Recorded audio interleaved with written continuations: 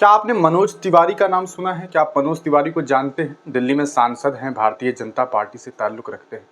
उनकी party Bharatiya Janata party है और बीजेपी को तो आप लोग खूब जानते होंगे। परिवारवाद के खिलाफ एक ऐसी पार्टी जो लगातार परिवारवाद के खिलाफ आवाज़ बुलंद करती है।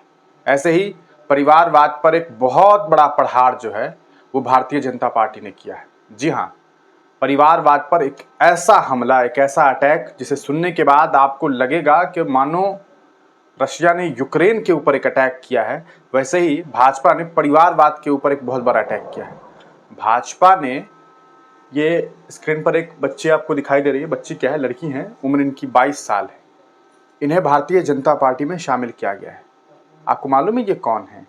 ये मनोज तिवारी जी की बिटिया है। इनकी बिटिया 22 वर्षीय है, शायद इनका नाम रीति तिवारी है। ये मनोज तिवारी की पहली पत्नी की बेटी है, पहली पत्नी की। हाँ, 2 शादी के खिलाफ है भारतीय जनता पार्टी, जानता हूँ, आप भी जानते हैं, लेकिन कोई बात नहीं। मनोज तिवारी की पहली पत्नी की बेटी है। मनोज तिवारी जी की पहली पत्नी के साथ 2011 में ही तलाक हो गई थी। उनकी ये बिटिया है और इन्होंने भारतीय जनता पार्टी ज्वाइन कर लिया है।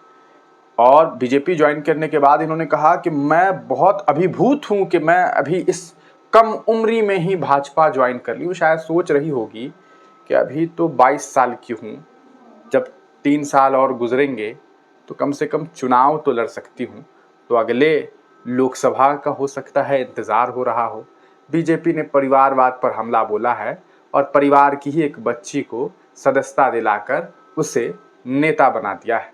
अब इस बड़े फैसले पर प्रधानमंत्री जी को शुक्रिया तो कहना होगा कि मोदी जी ने इतना बड़ा काम किया है और परिवारवाद पर जोरदार हमला बोला है। आपका इस पर क्या कुछ सोचना है? अपनी राय कमेंट सेक्शन में ज़रूर दीजिएगा। तब तक के लिए दीजिए इजाज़त, फिर मिलेंगे किसी नई वीडियो के साथ, किसी नई पेशकश के साथ।